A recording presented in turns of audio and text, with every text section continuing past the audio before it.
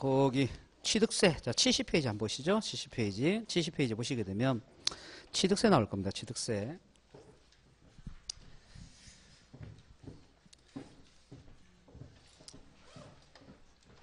자, 취득세를 이해하려고 그러면요. 이제 세법이 개정되기 전하고 개정되고 난 이후에 어떤 변화가 있었는지를 알아야 됩니다. 자, 2010년도에 세법 개정이 있었어요. 그래서 실질적으로 2011년도부터 개정된 법이 시행이 됩니다. 그래서 요거 이제 개정되기 이전하고 개정되고 난 이후하고 차이를 한번 보죠. 세법이요. 개정되기 전에는요.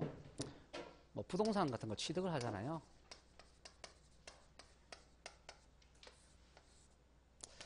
그러면 세금을 세 가지 형태로 냈단 말이에요. 취득세라는 세금도 그때 있었고요. 등록세라는 세금이 있었고요. 면허세라는 세금이 있었어요. 그런데 이제 세법이 이제 개정되고 나서 이제 개편이 됩니다. 세금을 이제 두 가지로 개편이 돼요. 즉 취득세하고 등록, 면허세 이렇게 두 가지로 개편이 됩니다. 그러니까 세금이 세 가지 종류로 있던 것이 이제 두 가지로 바뀐 거죠, 그죠? 예. 그러면 세금이 줄었겠어요, 늘었겠어요? 제가 아까 뭐라 그랬습니까? 세금이 준다 그랬습니까? 안 준다 그랬습니까? 안 준다 그랬죠? 예. 그래서 세금은 두 개로 개편이 됐지만 세금은 오히려 더 늘어요. 예. 그래서 사람들이 그때 안 좋아했겠죠? 예. 그래서 정부에서 거짓말 한단 말이에요. 그죠? 뭐냐면 세제 개편을 하면서 는다 하면 싫어하니까, 그죠? 이제 뭐라 합니까? 우리가 혹할 수 있는 그런 부분만 홍보를 해가지고 오히려 이제 국민들한테 더 좋은 쪽으로 바꾸는 식으로 이렇게 홍보를 합니다. 그런데 다 새까빨간 거짓말입니다. 우리는 그죠? 나중에 공부해 보시면 아시겠습니다만 옛날에 취득세가 훨씬 더 나았다. 그죠? 공부하기도 낫고 세금 내기도 편하고 그죠? 하는 걸 알 수 있습니다. 자, 어쨌든요. 옛날 취득세는요. 뭐에 대해서 과세했느냐? 이것도 역시 마찬가지예요. 소유권 취득행위에 대해서 과세를 했어요. 옛날 등록세가 요거 등기등록행위에 대해서 과세하던 거죠. 그 다음에 이 면허세는요, 뭐 면허, 허가, 인가 행위 뭐 이런 것들에 대해서 과세를 합니다. 근데 요건 우리가 공부 안 하니까요. 자, 그 다음에요, 요 등록세. 등록세는 다시 소유권 등기 행위에 대해서 과세하는 등록세가 있고요. 소유권 외의 권리에 대한 등기 행위에 대해서도 역시 등록세가 과세가 되었습니다.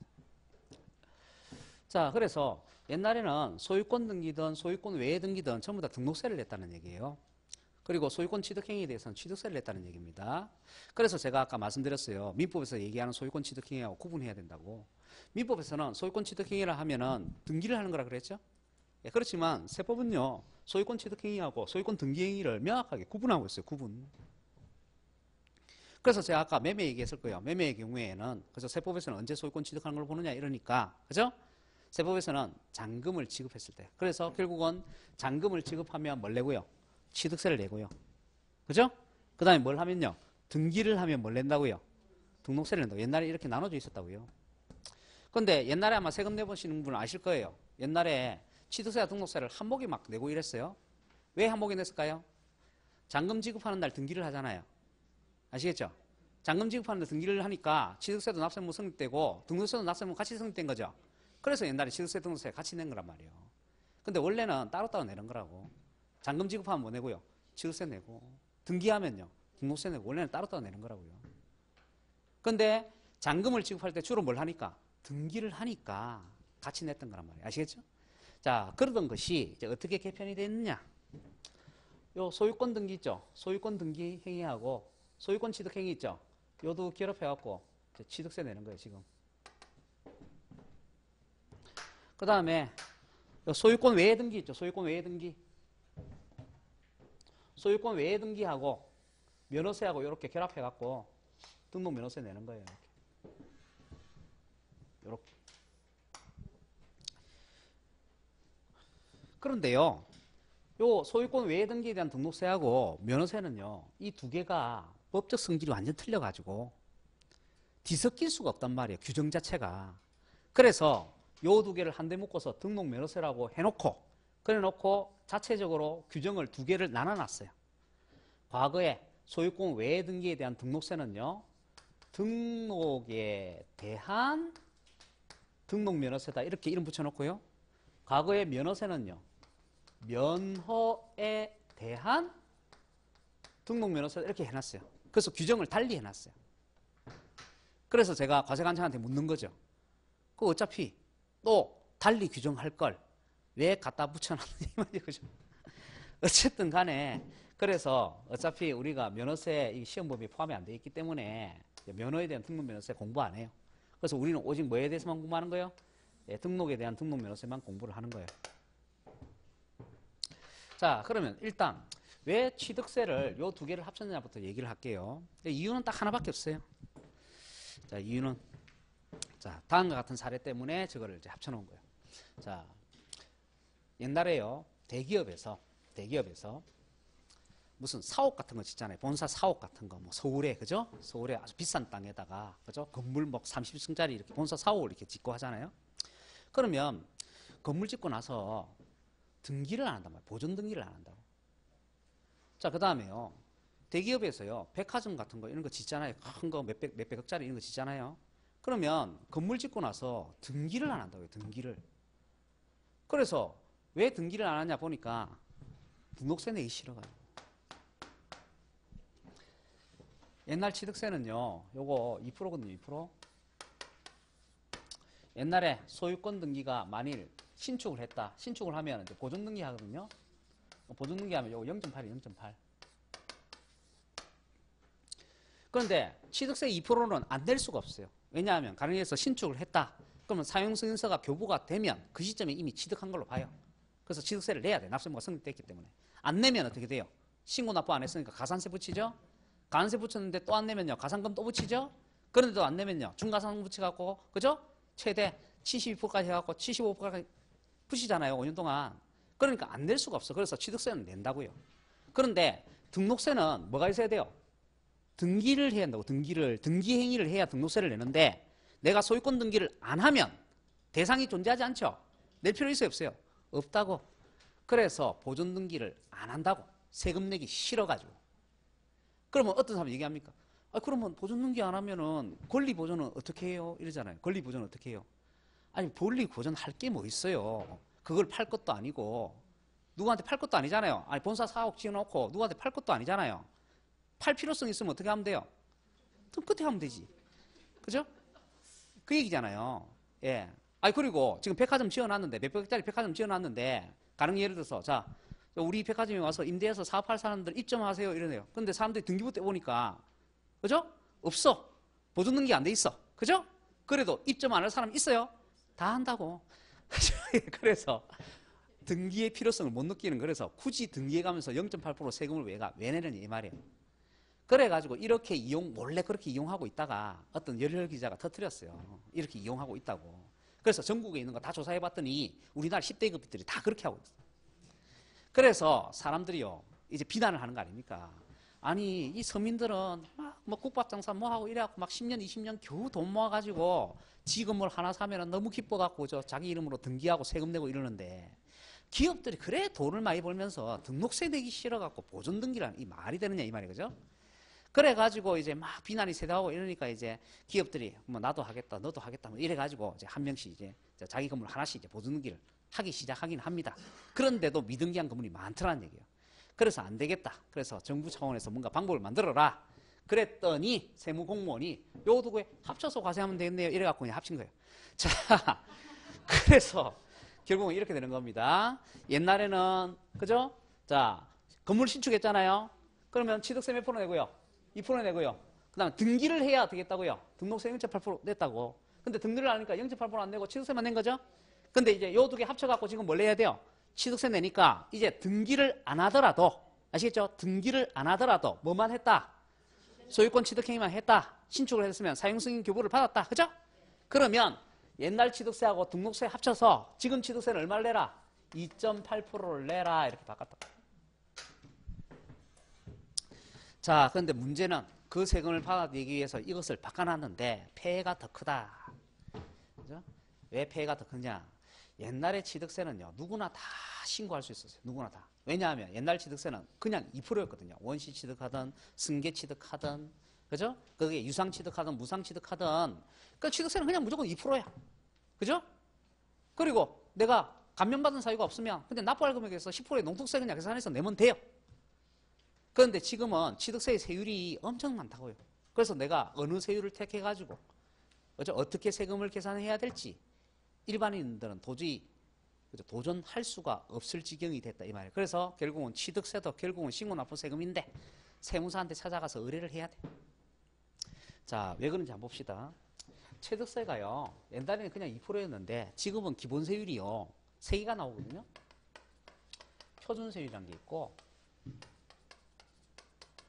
표준세율 마이너스 2%라는 게 있고, 그냥 2%라는 게 있어요. 자, 기본적으로 이게 종류가 일단 3가지가 있어요. 3가지. 그리고 이제 표준세율로 가면 표준세율도 또 종류가 엄청나게 많아요. 한 10몇 개 나와요. 자, 그러면 표준세율이라는 게 뭐냐?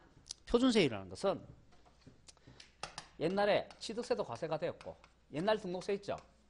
옛날 등록세, 소유권에 대한 등록세, 이것도 과세하는 거, 요 둘 다 과세하던 거, 그거는 요 두 개 한 대 묶어서 그걸 뭐라 얘기한다? 표준세율을 한다.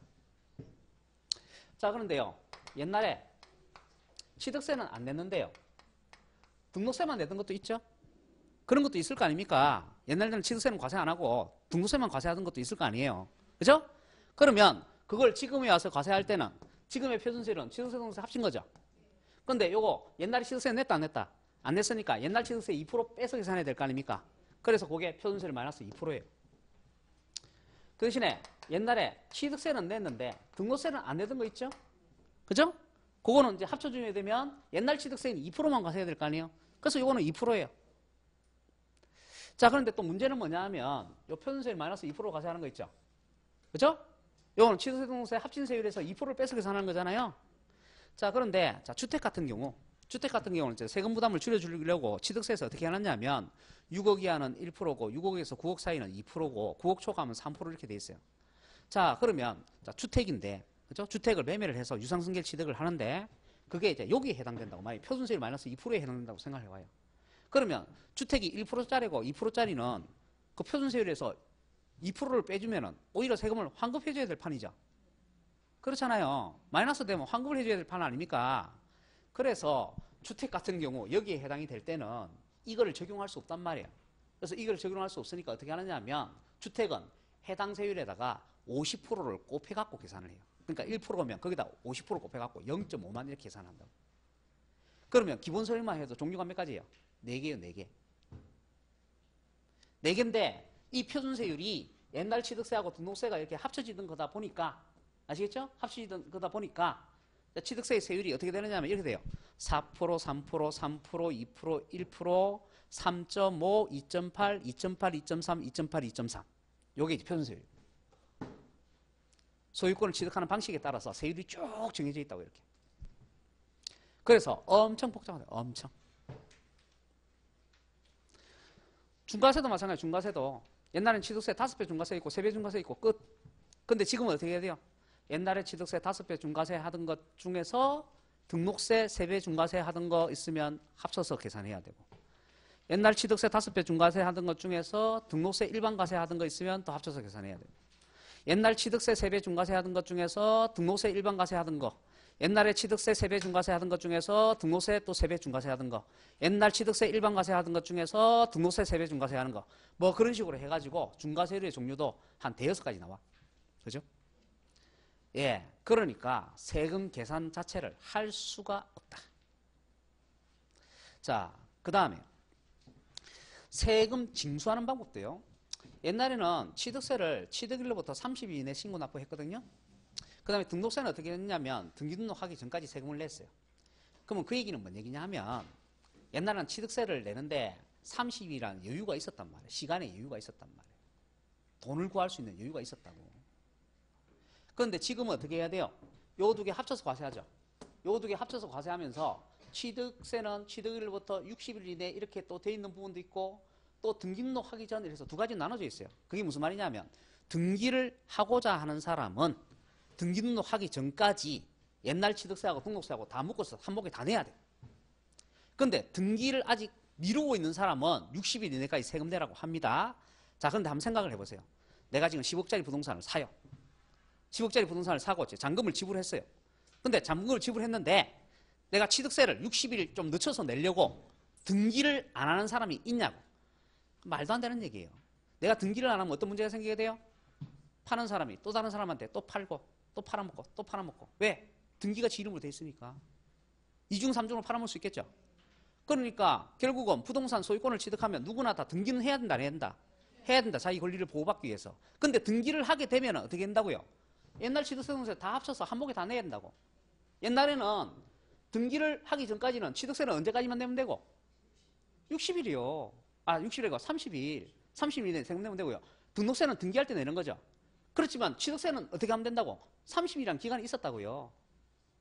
근데 지금은 30일이라는 기간이 없다니까요, 이제. 60이라고 돼 있지만 그 60은 의미가 없다니까요, 이제. 예. 왜? 누구나 다 등기를 해야 되기 때문에. 권리를 보호받기 위해서. 그러니까 정부가 새빨간 거짓말을 하는 거예요. 맨 처음에 법이 바뀔 때 이랬다니까요. 30일로 신고기간을 하는 걸 60일로 늘려줬으니까 납세문제한테 유리하다 그랬다.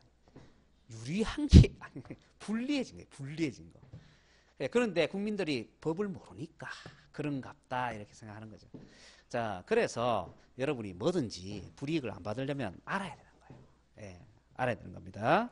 자, 그래서 자, 아주 중요합니다. 지금의 취득세는 옛날 취득세하고 소유권 등기에 대한 등록세가 어떻게 됐다? 결합이 되어서 지금이 뭐가 되었다? 취득세가 되었다. 자, 그러면 이제 등록면허세도 마찬가지입니다. 자, 지금의 우리가 등록면허세 공부하는 것은 전부 다 뭐만? 소유권 외 등기에 대해서만 공부하는 거예요. 소유권 외 등기. 아시겠죠? 소유권은 전부 다 어디로 갔으니까? 취득세로 갔으니까. 자, 그런데 또 문제가 발생해요. 어떤 문제가 발생하느냐? 자, 이 등록면허세는 소유권 외 등기에 대해서 과세하니까 소유권 외에 대한 내용만 있어야 되는데 등록면허세에 보면 소유권이 또 나옵니다. 그러면 소유권이 왜 또 나오느냐? 자, 보세요. 자, 기업들이 옛날에 취득세만 내고 자, 등기 안 해갖고 등록세 안 냈습니다. 그러고 있다가 자, 그 부동산을 이제 팔아야 돼요. 팔아야 되니까 이제 등기를 해야 되잖아요. 자, 그래서 2018년도에 보존 등기를 한다고 봅시다. 그죠? 그러면 이제 세법이 개정되었으니까 보존 등기를 하면 이제 취득세를 내야 되죠? 근데 문제는 옛날에 취득세 2% 냈어요, 안 냈어요? 이미 냈어요. 냈기 때문에 취득세를 2.8% 또 과세하게 되면 이중과세가 된단 말이에요. 아시겠죠? 그래서 그렇게 옛날에 취득세는 냈는데 등록세를 안 내고 있다가 이제 와서 등기를 하면 그때는 이제 취득세를 거두기가 힘드니까 이중과세가 되니까 취득세를 안 거두고 등록면허세를 거두겠대요. 그래서 등록면허세에 가면 소유권에 대한 내용이 또 있는 거예요. 또. 그러니까 일반인들은 못 알아먹는 거예요. 소유권이 내 취득세에서 소유권에 대해서 이미 취득세 냈는데 등록면허세에 가니까 소유권에서 또 내라 하니까 도대체 뭔 소리냐 이렇게 되는 거죠. 그리고 급하게 법을 바꾸다 보니까 과세관청에서 세금 누락이 됐어요. 무슨 말이냐면은 당연히 거둬야 될 세금인데 법에 규정을 해야 될 것을 안 해가지고 세금을 못 거두고 있던 것이 있어요. 그래서 그것을 이번에 법 개정하면서 등록면허세에 추가를 시켰어요. 나중에 등록면허세 이제 추가에 대한 내용을 이제 할 때가 있을 텐데 미리 합니다. 자, 어떤 경우냐면요. 자, 보세요. 여러분이 민법에 보면 점유시효 취득이라 해가지고 20년 이상, 그 얘기 하면 복잡하니까 그냥 편안하게 합시다. 이렇게 합시다. 자, 어떤 부동산이 있는데 어떤 부동산을 내가 취득을 했는데 과세관청에서 취득세를 부과를 해야 되는데 부가제적 기간 동안에 취득세를 과세를 안 했던 거예요. 부과를 안 했던 거예요. 자, 그러면 취득세는 못 거두죠? 취득세는 못 거두지만 그 다음에 나중에 이 사람이 자기 권리를 보호하기 위해서 등기를 하면 뭐는 거둬야 돼요? 등록세는 거둬야 될 거 아니에요. 그죠? 그렇죠? 그런데 이렇게 이제 법이 이렇게 바뀌고 나서 아시겠죠? 이렇게 법이 이렇게 바뀌고 나서 그러고 나서 이제 취득세 제척기간이 지난 자산이 있잖아요. 취득가의 제척기간이 지난 자산은 이제 현행법으로 왔을 때는 취득세를 못 거두죠. 그러니까 현행법으로 취득세를 못 거두니까 과거에 등록세도 못 거두게 되는 거예요, 이제. 왜? 지금 현행법은 옛날 취득세하고 등록세가 합쳐진 거 아닙니까? 그래서 과거에 등록세도 못 거두게 된 거예요. 왜? 저희가 법을 안 만들어가지고. 그래갖고 보니까 아차 싶은 거예요. 아, 이거 시행하고 보니까 지금 시행하고 벌써 몇 년이 지났어요. 지금 8년이 지났는데 시행하고 보니까 이런 경우도 있네 이 말이죠. 그래갖고 이번에 이제 법 만들었어요. 법이 뭐라고 말하냐면 제척기간이 다 경과된 자산이죠. 그거는 이제 취득세는 못 거두더라도 뭘 거두겠다 이제 등록면허세 거두겠다 해서 등록면허세 추가시켜놨어 이제. 그러니까 그죠? 과세관청에서 급하게 법 만들어갖고 통과를 시키다 보니까 미처 또 생각지도 못한 것이 자꾸 생겨나는 거예요. 자꾸. 그러니까 미처 그죠? 사례 형식으로서 특이하게 생각을 못했던 거 자꾸 생겨난다고. 그러다 보니까 법을 자꾸 바꾼다. 법을 자꾸 바꾼다. 그래서 한 해 지나고 나면 법이 또 바뀌어 있고 한 해 지나고 나면 법이 또 바뀌어 있고 그런 거예요. 그래서 공부를 매년 새로 해야 돼요. 매년. 법이 계속 바뀌니까. 예. 그래서 이번에 이제 지방세도 역시 특히 등록면허세 부분에서 보면 그죠? 바뀌는 게 또 들어 있고요. 자, 그 다음에 자 그러면 이 취득세라는 것이 이렇게 소유권 취득행위와 이제 등기행위가 이제 결합이 되어서 이제 취득세가 과세가 되는데 자 그러면 대상물은 어떤 것이 있느냐? 자 72페이지 한번 보시게 되면 그게 이제 과세 대상이라는 게 나옵니다. 자 과세 대상.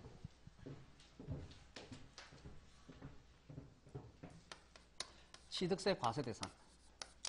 자 칠판 한번 볼까요? 자 아까 제가 과세 대상이라면 세 가지를 기억하시면 된다 그랬습니다. 그죠? 세 가지가 뭐가 있었어요? 행위, 재산, 소득. 그 중에서 취득세는 뭐에 대해서 과세한다고? 행위요. 어떤 행위? 예, 소유권을 취득하는 행위. 자, 그래서 소유권 취득 행위가 대상입니다. 소유권 취득 행위가 대상이고요. 그 대신에 세상의 모든 물건의 소유권 취득 행위에 대해서 다 과세하는 게 아니라 그랬죠. 그래서 법에 열거해 놓은 물건의 소유권 취득 행위에 대해서 과세하는 거죠. 자, 그래서 요것을 거기에 이제 72페이지에 그 사각박스에 나와 있는 물건들을 우리가 과세 대상 물건이라 한다 이 말이에요. 그래서 과세 대상 물건의 종류로 되어 있죠. 그 오타가 난 거예요. 오타가 거기 과세 대상 물건이라고 되어 있죠. 물건이 아니고 물건이에요. 물건. 물건 중에서는 소유권만 과세가 된다 그랬어요. 그래서 과세 대상 물건이에요. 물건. 그걸 줄여서 과세상 물 그럽니다. 자, 그래서 어떤 물건의 소유권을 취득했을 때 과세되느냐? 첫 번째 뭐예요? 부동산. 부동산은 다시요. 토지와 건축물로 구분한다. 그죠? 자, 그런데 73페이지 보시게 되면 다시 건축물을 세 가지로 구분합니다. 동그라미 1번에 건축법의 규정에 의한 건축물. 요게 일반적으로 우리가 건물이라고 얘기하는 거예요. 그 다음에 동그라미 2번 토지에 정착하거나 지하 또는 다른 구조물에 설치하는 시설. 요걸 다른 말로 독립적 시설물이라고 그럽니다. 하나 적으세요. 독립적 시설물. 자, 독립적 시설물 중에서 뭐가 시험 문제 나왔느냐? 1번에 레저 시설이 시험 문제 나왔습니다. 레저 시설.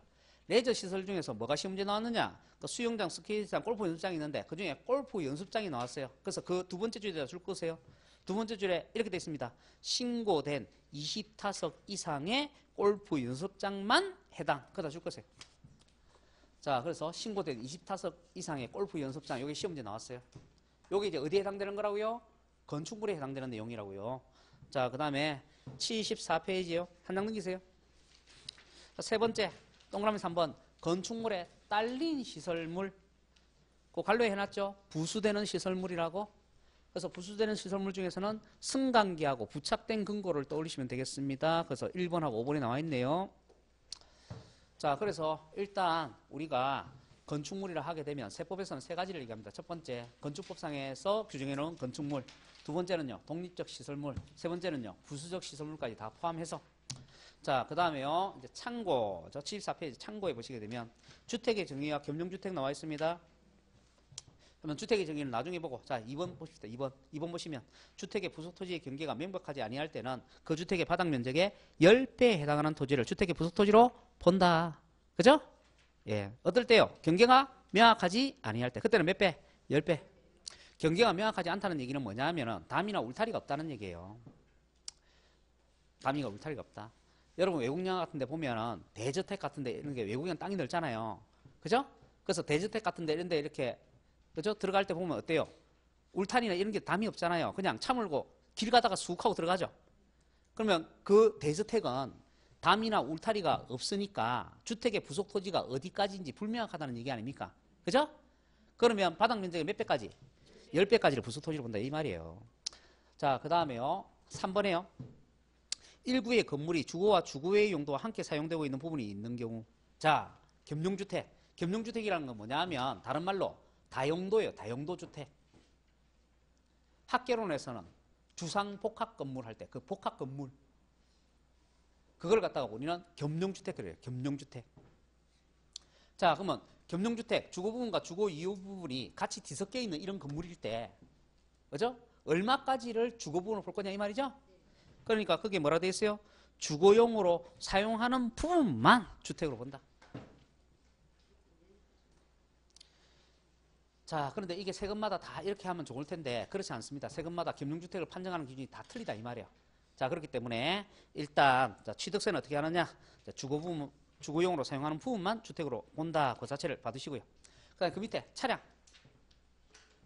차량이라는 것은 원동기를 장치한 나올 거예요. 원동기를 장치한 그다 살짝 쭉 올려주시고. 차량이라는 것이 단순하게 바퀴 4개 달린 자동차를 얘기하는 게 아니에요. 원동기가 장치가 되어서 사람이나 물건을 운송하면 다 차량입니다. 자, 그러면 기차나 열차 차량입니까 아닙니까? 기차나 열차 차량입니까 아닙니까? 차량이라고요. 원동기가 장치가 되어 있기 때문에. 케이블카 차량입니까 아닙니까? 차량이라고요. 원동기가 장치가 되어 있기 때문에. 오토바이 차량이에요 아니에요? 차량이에요. 왜요? 원동기가 장치가 되어 있잖아요. 자전거는요?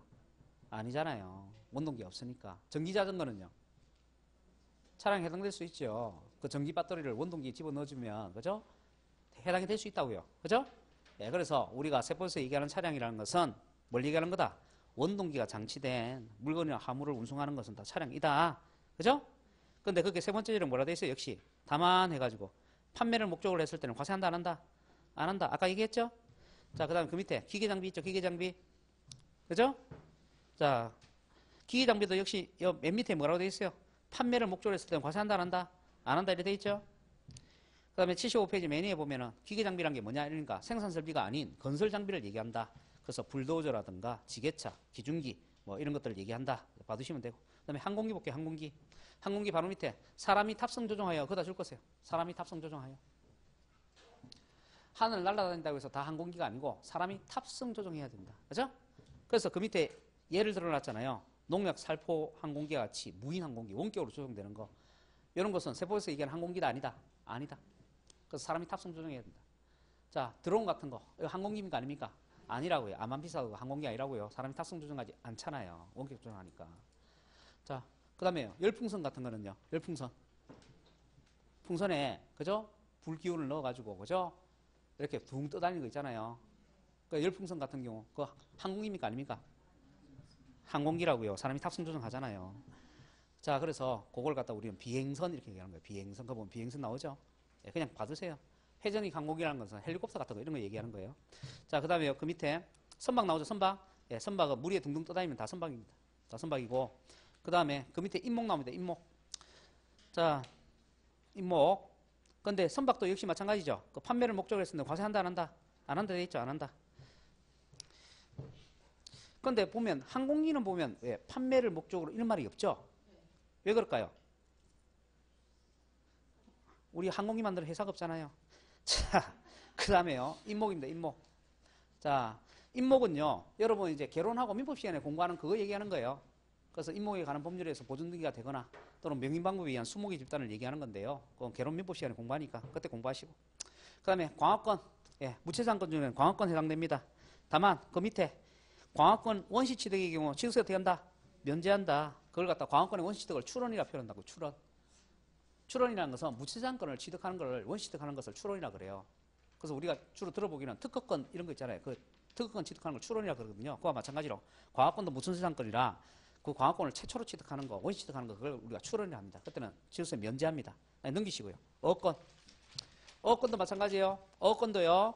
예, 출원에 의해서 원시 취득했을 때는 면제입니다. 면제. 그 두 번째는 나와 있고요. 두 번째 줄에.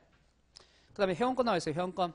회원권 5가지 나와요. 골프, 콘도, 종합, 승마, 요트. 이렇게 5가지 나와 있죠? 5가지 회원권만 과세를 합니다. 여러분들도 회원권 다 하나씩 갖고 있습니다. 어떤 회원권 갖고 있느냐? 학원 회원권을 갖고 있어요. 그죠? 예, 우리 학원에 등록을 해서 우리 학원의 시설물을 이용하겠다. 하고 약정을 한 겁니다.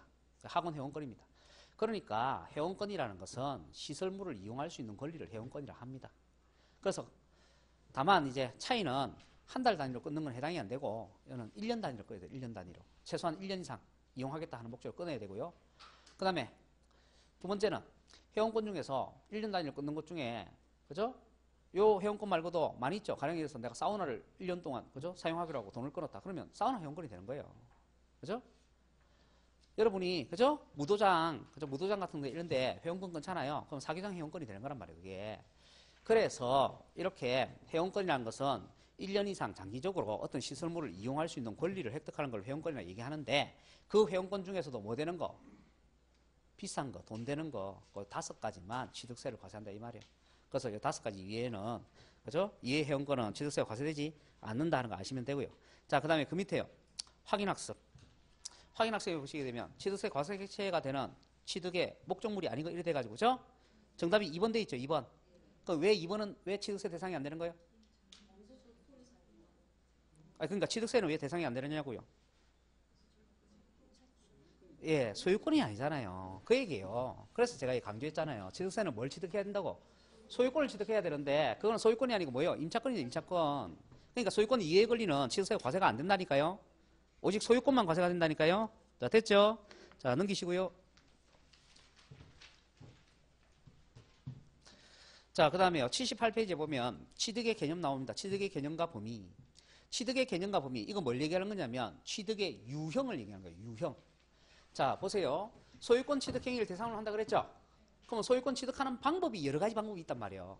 자, 그러면 도대체 어떤 방식으로 소유권을 취득해야 과세를 합니까? 이 말이에요. 자, 그랬을 때 소유권을 취득하는 유형을 그 2가지로 갈라놨어요. 79페이지 맨 위에. 사실상 취득이라는 게 있고 그 다음에요. 간주 취득이라는 게 있네요. 자, 요거 말고도 형이상 취득이라는 것도 있는데 그거는 3월달에 합시다. 지금 해갖고 그죠? 다 하기 힘들죠. 자, 그래서 사실상 취득하고 간주 취득하고 이렇게 2가지로 나눠져 있습니다.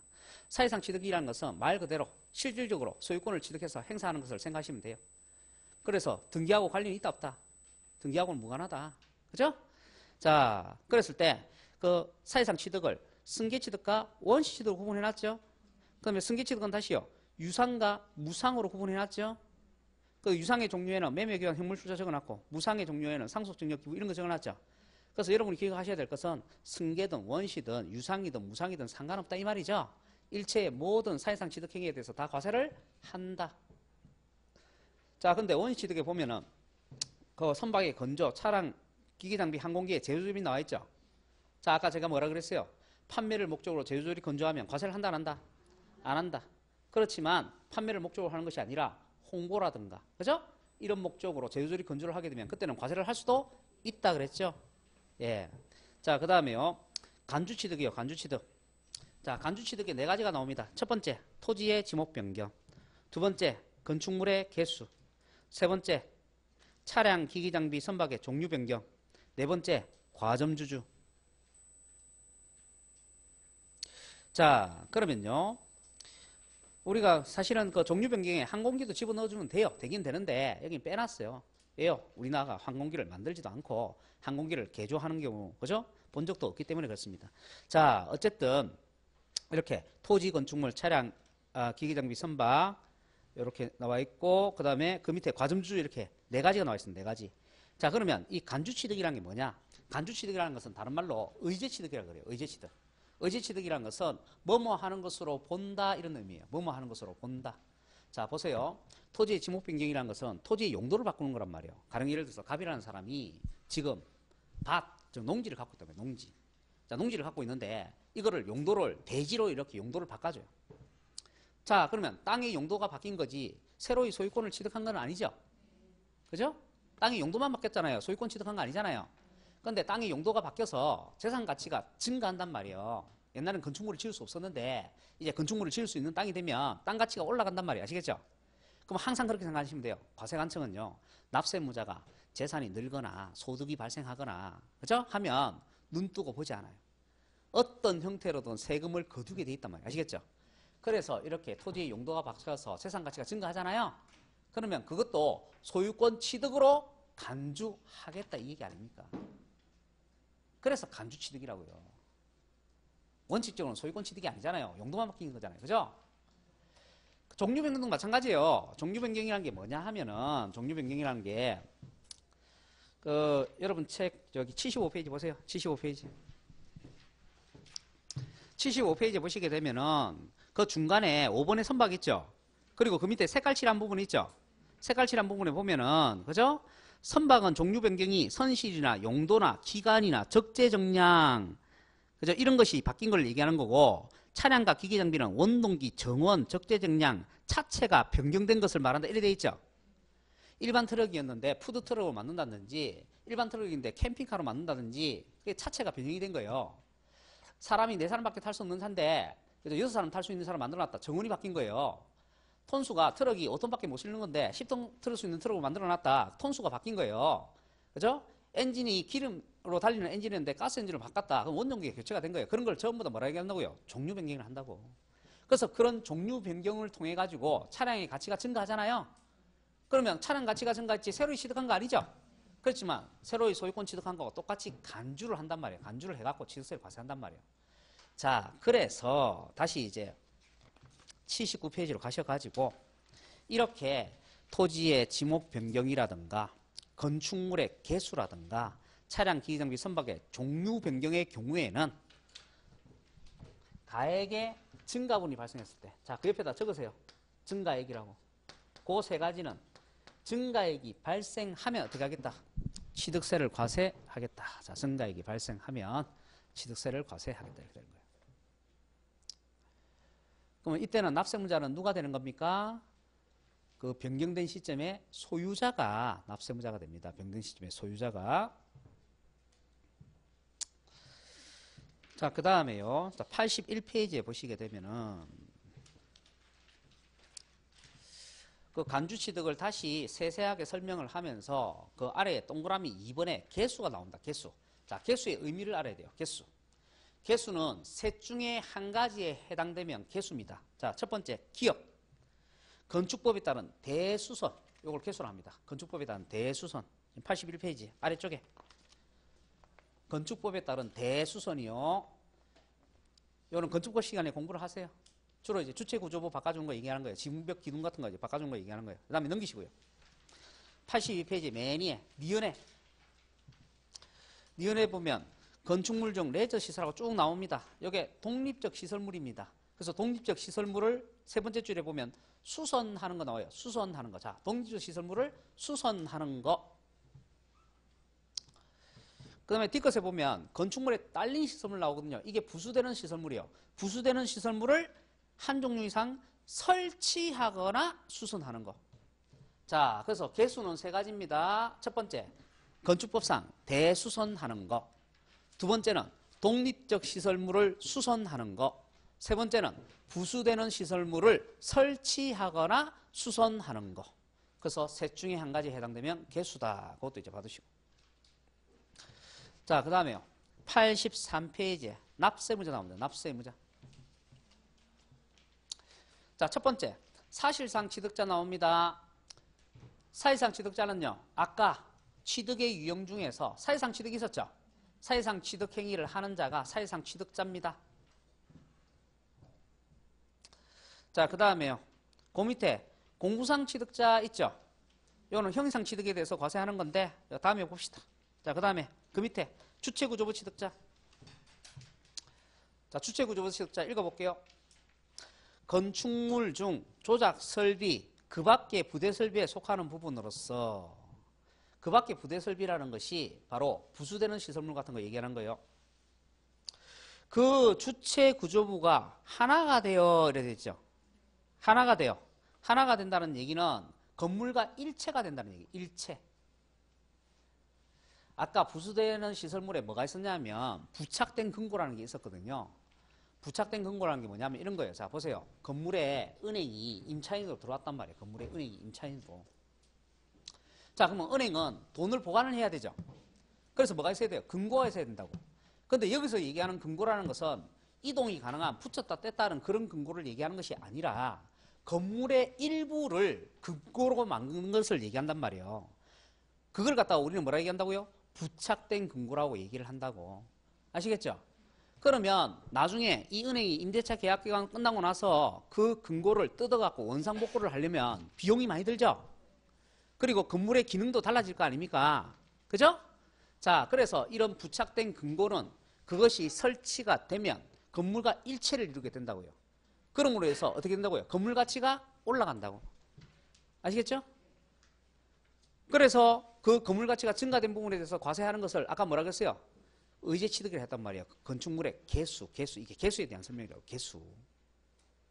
아시겠죠? 개수 중에서 아까 제가 금고를 부착한 것이 어디에 해당되는 거예요? 맨 마지막에 부수되는 시설물 설치하는 거, 거기에 해당되는 거죠? 그죠? 자, 그래서 다시 83페이지 보시게 되면은 거기 주체구조부 취득자에서 그 두 번째 줄에 보면 그렇게 하나가 되어서 건축물로서 효용 가치를 이룬다 이렇게 되어 있죠.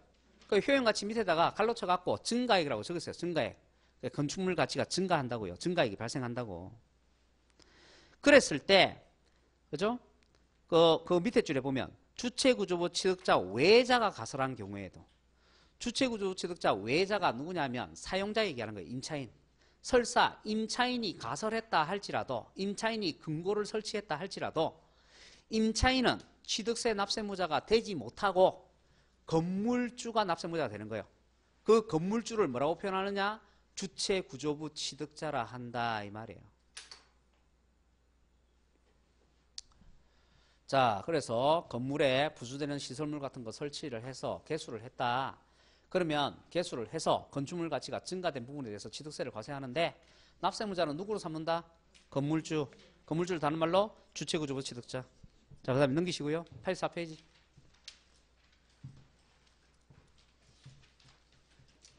자, 그 다음에요. 변경 시점의 소유자 나옵니다. 변경 시점의 소유자. 자, 변경 시점의 소유자는 아까 의제 취득 공부한 것 중에서 지목 변경, 종류 변경이 있었죠. 그래서 지목 변경, 종류 변경의 경우에는 납세무자가 누구라고요? 변경 시점의 소유자가 납세무자라고. 자, 그 다음에요. 그 밑에 이제 상속인 나옵니다. 상속인은요, 이제 상속받았을 때 이 말이요. 상속받았을 때 그 밑에 줄에, 그 두 번째 줄에 상속인 각자 그 세 갈치 해놨죠. 그다 줄 거세요. 자, 상속을 받았다. 그러면 상속인 각자가 자기 지분별로 취득세 내면 됩니다. 자, 그 다음에요. 그 밑에 조합원 나옵니다. 자, 조합원. 자, 읽어볼게요. 주택법에 따른 주택조합과 도시 및 주거환경정비법 및 빈집 및 소규모 주택 정비에 관한 특별법에 따른 재건축 조합 및 소규모 재건축 조합이 해당 조합원용으로 취득하는 조합용 부동산은 그 조합원이 취득한 것으로 본다. 다만 조합에게 기속되지 아니하는 부동산은 제외한다. 자, 설명 들으시면 됩니다.